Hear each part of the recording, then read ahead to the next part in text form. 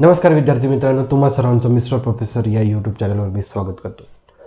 This is our video lecture 9 and we discussing the previous year questions from the thermodynamics. ठीक आहे. या video लेक्चरमध्ये परत दोन लेक्चर आपण न्यूमरिकल्स डिस्कस करणार आहे. The first one is from the Telangana EAMCET 2016 and the second one is from the BCEC 2015. ठीक आहे. जो काही पहिला क्वेश्चन आहे, ठीक आहे, म्हणजे दोन प्रोसेस आहे, आयसोबारिक अँड आयसोथर्मल. तर या आयसोबारिक प्रोसेससाठी वर्क डन काय असतं, आयसोथर्मल प्रोसेससाठी वर्क डन काय असतं. ठीक आहे. तर या गोष्टीवर तो पहिला क्वेश्चन डिपेंड आहे. आणि सेकंड क्वेश्चन डिपेंड आहे molar specific heat at constant volume and constant प्रेशरच्या डेफिनेशन्सवर. Specific heat at constant pressure, specific heat at constant volume, या जर दोन डेफिनेशन यूज केलं तर सेकंड क्वेश्चन आपण इझिली सॉल्व्ह करू शकतो. ठीक आहे. So step by step we will discuss the solution. We are going to discussing the solution for the first numerical. काय गोष्टी दिलेल्या आहे समजून घ्या आणि फाइंड आउट करा. बघा, 2 mole of gas are expand to double its volume by 2 different process. काही हरकत नाही. ठीक आहे. समजा इनिशियली बघा या कंटेनरचं व्हॉल्यूम V होतं. ठीक आहे. इथं 2 मोल ऑफ गॅस आहे. ठीक आहे. नंतर बेटा हा कंटेनर एक्सपांड झाला, याचा व्हॉल्यूम V2. ठीक आहे. इनिशियल व्हॉल्यूम समजा V होता, नंतर व्हॉल्यूम काय झाला 2 टाइम्स V. इथं लक्षात. ओके. 2 मोल ऑफ गॅस, या कंटेनरमध्ये गॅस होता, इनिशियली व्हॉल्यूम किती होता V. Okay. Are expand, gas काय झाला एक्सपांड. ओके. आणि 2 डबल, याचा अर्थ काय, गॅस एक्सपांड झाला आणि डबल झाला म्हणजे काय, इनिशियली व्हॉल्यूम V होतं, तर नंतर व्हॉल्यूम किती झालं 2V. काय हरकत नाही. ओके. बाय 2 डिफरंट प्रोसेस, दोन प्रोसेसनं तो असा झालेला आहे. One is the isobaric, the first one is isobaric. ठीक आहे. आणि सेकंड वन इज आयसोथर्मल. ठीक आहे. एक्सपांड होताना पहिल्यांदा तो आयसोबारिकने एक्सपांड झाला. आयसोबारिक म्हणजे काय, प्रेशर कॉन्स्टंट ठेव. ठीक आहे. आयसोथर्मल म्हणजे काय, टेम्परेचर कॉन्स्टंट ठेव. ओके. पहिल्या आयसोबारिक प्रोसेसमध्ये गॅसनं त्याचं प्रेशर मेंटेन केलं, प्रेशर कॉन्स्टंट ठेवून त्याचं व्हॉल्यूम चेंज केलं, एक्सपांड झाला. सेकंड प्रोसिजरमध्ये टेम्परेचर कॉन्स्टंट ठेवून तो काय झाला एक्सपांड झाला. काही हरकत नाही. ठीक आहे. If W1 and W2 are the work done respectively. ठीक आहे. म्हणजे आयसोबारिक प्रोसेसमध्ये त्या गॅसनी W1 वर्क डन केलं, आयसोथर्मल प्रोसेसमध्ये त्या गॅसनी वर्क डन केलं W2. ओके. मग बघा त्यांनी विचारलं आपल्याला if W1 and W2 are the work done respectively then what is the relation in between the work done. इथं लक्षात, तुम्ही सगळे जर ऑप्शन बघितले तर W1 आणि W2 मधलं काय विचारलं, रिलेशन. ठीक आहे. म्हणजे आपल्याला एकदम सोपं झालं. तर बघा आता आयसोबारिक प्रोसेसमध्ये, ठीक आहे, आपल्याला करायचं आहे वर्क डन. वर्क डनचा फॉर्म्युला राहते आयसोबारिकमध्ये P × ΔV. म्हणजेच बेटा P × ΔV म्हणजे काय, V2 - V1. ठीक आहे. देअरफॉर P × V2 आपल्याला किती आहे 2V आणि V1 किती आहे आपल्याकडं V. त्याच्यामुळे P 2V - V किती राहिला बेटा V. म्हणजे W1 आपल्याकडे किती आला बेटा PV. सेम आपल्याला आयसोथर्मलमध्ये आता काय फाइंड आउट करायचं बेटा, वर्क डन. आयसोथर्मलमध्ये आपल्याला फाइंड आउट करायचं वर्क डन किती राहते, nRT log of V2 upon V1. काही हरकत नाही. ठीक आहे. बघा W2 = इथं मी nRTच्या ठिकाणी PV लिहू शकतो. का, using ideal gas equation. PV = काय राहते बेटा, nRT. इक्वेशन ऑफ स्टेट म्हणा किंवा आयडियल गॅस इक्वेशन म्हणा, आपण KTG मध्ये शिकलो लास्ट चॅप्टरमध्ये. PV = काय राहते, nRT. So in case of nRT I can put PV. Therefore log of V2 ची व्हॅल्यू आहे 2V, V1 ची व्हॅल्यू आहे V. Therefore VV get cancel. Therefore W2 = PV log of, बघा VV get cancel, किती राहिला log of 2. Make it equation number 2. आपल्याला दोन equation 1 आणि इक्वेशन 2 मध्ये रिलेशन पाहिजे. एक तर काय करा, डिवाइड करा सरळ सरळ इक्वेशन. बघा एक पुन्हा लक्षात घ्या, 3 जर ऑप्शन्स बघितलं, लेफ्ट हँड साईडला W2 आहे, राईट हँड साईडला W1 आहे. ठीक आहे. म्हणून आपण काय करू, equation 2 divided by equation 1. Equation 2च्या लेफ्ट हँड साईडला W2 आणि 1च्या लेफ्ट हँड साईडला W1. इक्वेशन 2 किती आहे राईट हँड साईडला, PV लॉग ऑफ 2. इथे किती आहे बेटा PV. PV get cancel. Therefore W2 = W1 log of 2. ठीक आहे. या फॉर्मॅटमध्ये ऑप्शन बघा. जर आपण W1 जर इकडे शिफ्ट केलं तर हा ऑप्शन इथं सेटल होता. दिस implies W2 = W1 log of 2. Therefore the option number 3rd one is the correct one.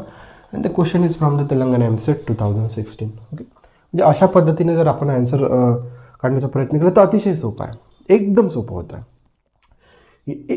पुन्हा एकदा पर्यंत सांगतो, 2 मोल ऑफ एक आपल्याकडं गॅस होता, आयडियल गॅस. ठीक आहे, इनिशियली त्याचा व्हॉल्यूम व्ही होता. ओके, नंतर त्याचा व्हॉल्यूम काय झाला, डबल. पण 2 प्रोसेसर, एक आयसोबारिक म्हणजे प्रेशर कॉन्स्टंट ठेवून तेव्हा त्यांनी वर्क डन केलं W1, नंतर आयसोथर्मल टेम्परेचर कॉन्स्टंट ठेवून वर्क डन केलं W2. They are asking to find the relation between the work done W1 and W2.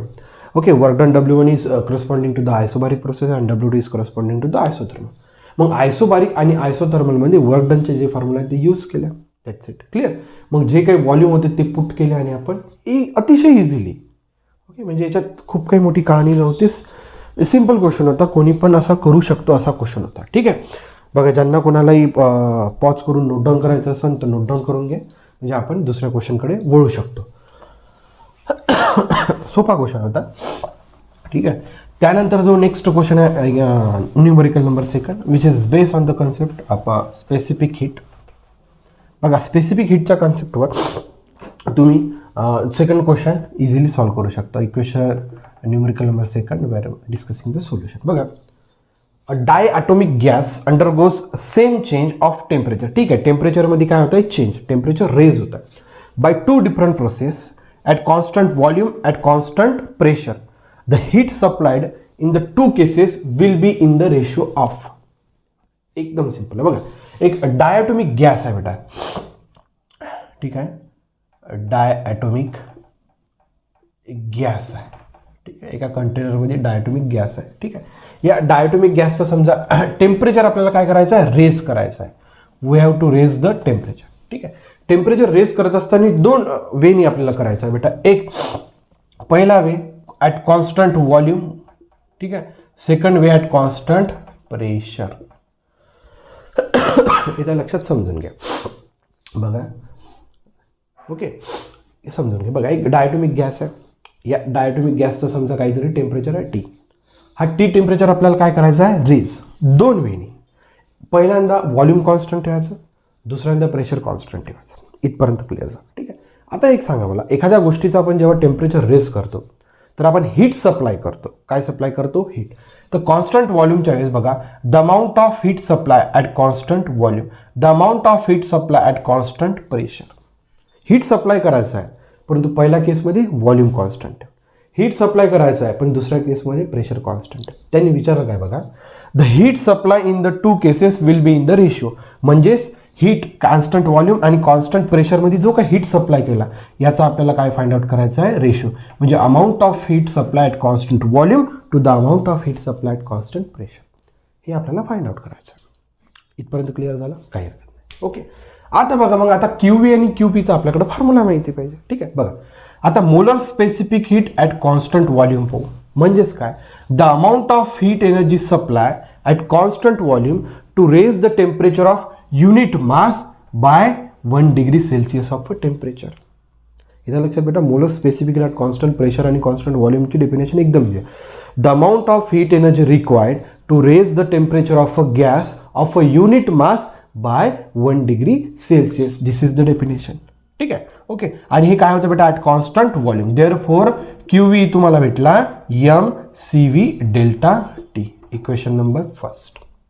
In the same way, okay, in the same way, the amount of heat energy required at constant pressure to raise the temperature of a unit mass by 1 degree Celsius. Therefore, QP becomes mCP delta T. Equation number 2. ठीक है, equation 1, equation 2 इथे put करा. Therefore, QV upon QP becomes mCV delta T upon mCP delta T. delta T get cancel. What remains? CV upon CP. ठीक है, therefore amount of heat energy at constant volume to the constant pressure. इथपर्यंत आलो पण काही problem. ठीक आहे, आता बघा, आता आपल्याला CP अपॉन CVचा रेशो पाहिजे. ठीक आहे, गामा इक्वल्स टू काय राहते बेटा, CP अपॉन CV. ठीक आहे, अच्छा ठीक आहे. कोणता गॅस आहे, डायॲटॉमिक गॅससाठी. डायॲटॉमिक गॅससाठी याची व्हॅल्यू किती राहते बेटा, 1.4. 1.4 याचा लक्षात किती राहते बेटा, 1.4. ठीक आहे, डायटोमिकसाठी. ठीक आहे, आता हे कशी आली हे काढता येते आपल्याला, खूप काही मोठी गोष्ट नाही. Pi gamma equals to C पीची व्हॅल्यू काय राहते 1 + f/2 × r. सी बीची व्हॅल्यू काय राहते f/2 × r. बेटा आपण केटीजीमध्ये गेलो. ठीक आहे, एफ म्हणजे काय डिग्री ऑफ फ्रीडम. डायटोमिकसाठी किती राहते 5, काही हरकत नाही. बघा आर गेट कॅन्सल. 1 + f म्हणजे किती बेटा 5 / 2, 5 / 2. ठीक आहे, दोघांचा बेस इथं 2 सेम केला, 2 मल्टिप्लाय करा, किती आलं बेटा 7/2. इथं किती आलं 5/2, म्हणजे 7/2 × 2/5, 7/5. ठीक आहे, हे कशाची व्हॅल्यू आहे गामा इक्वल्स टू CP/CV. 7/5 म्हणा, अदरवाईज 1.4 म्हणा, येतं लक्षात. ठीक आहे, बघा आता इथे लिहितो, इथं लिहून टाकतो. दुसराच क्वेश्चन सुरू आहे ना. हां, काय हरकत नाही. बघा आपल्याकडं गामा इक्वल्स टू CP/CV किती आलं बेटा 7/5. 7/5 म्हणा किंवा 1.4 म्हणा, एकच गोष्ट. जसं मी तुम्हाला इनिशियली म्हटलं की 1.4 राहते. 1.4 म्हणजेच किती 7/5. पण कशाची व्हॅल्यू बेटा CP/CV. परंतु आपल्याला इथं रेसिप्रोकल करावं लागेल, कारण की आपल्याला काय पाहिजे CV/CP पाहिजे. ठीक आहे, ठीक आहे. देअरफॉर 1/γ रेसिप्रोकल केला, आपल्याला पाहिजे CV/CP. म्हणजेच काय झालं बेटा 5/7. ठीक आहे, म्हणजेच काय झालं 5/7. ठीक आहे, मग तर देअरफॉर QV = QP = 5:7. या फॉर्मॅटमध्ये ऑप्शन आहे. Therefore, the option number 3 is the correct one, and the question is from the BCEC 2015. अशा पद्धतीने आपल्याला क्वेश्चन सॉल्व करावं लागतं using the definition of molar specific heat at constant pressure at constant volume. सुरुवातीला आपण समजून घेतलं आपल्याला काय फाइंड आउट करायचं, डोक्यात लक्षात आलं.